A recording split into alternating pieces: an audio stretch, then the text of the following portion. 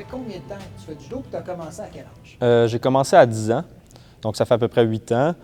J'ai commencé ici au club à Saint-Jean, les cours du soir normalement, puis après je suis allé en sport-études il y a à peu près 6 ans pour faire ça plus régulièrement. Qu'est-ce que tu aimes du judo? Ce que j'aime, dans le fond, c'est vraiment technique, c'est quelque chose qui me permet de me dépasser moi-même. Fait que je trouve ça agréable de faire du judo, ça me permet de me défouler aussi. J'aime beaucoup me battre, donc c'est quelque chose qui me plaît. Tu fais les deux, tu fais du combat et du kata. Explique-nous un peu la différence des deux, puis qu'est-ce que tu aimes de chacun des aspects? OK. Dans le fond, je fais du combat et du kata. Dans le fond, le combat, j'aime beaucoup ça parce que ça donne beaucoup d'adrénaline. C'est se battre, c'est quelque chose qu'on aime. Non plus, c'est un peu ce qu'on a fait pour commencer le judo, c'est ce qu'on veut quand on commence le judo. Puis le kata, c'est plus un combat avec nous-mêmes, on veut toujours se dépasser, fait que je trouve ça le fun d'améliorer sa technique pour être capable de se dépasser plus facilement.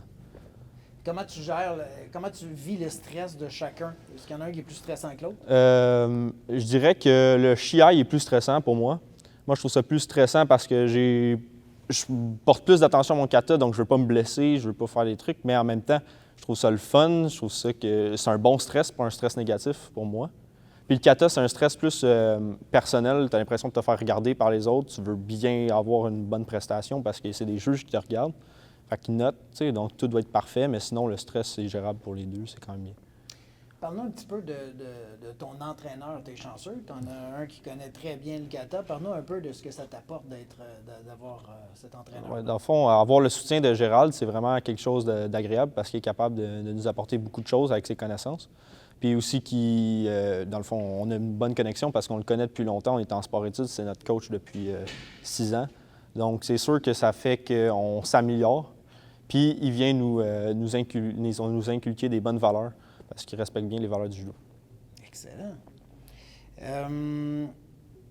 Maintenant, parle-moi un petit peu des passages de grade. Comment ça se vit quand on doit passer des ceintures à partir de ceintures noires et autres? À quoi on doit s'attendre quand on fait ça? Comment on s'y prépare? Je dirais qu'on s'y prépare premièrement pour les passages de grade.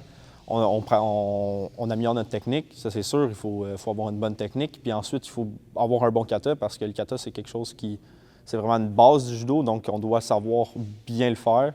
Puis c'est sûr que c'est pas la même chose qu'une compétition de kata, c'est pas aussi bien jugé, mais on doit quand même avoir une bonne base, puis ça doit être bien structuré et bien correct. Excellent. Tes objectifs en termes de combat puis de kata à moyen et long terme? Ouais. À court terme, je dirais plus que mes objectifs sont justement de bien performer au championnat du monde 2025 à Paris.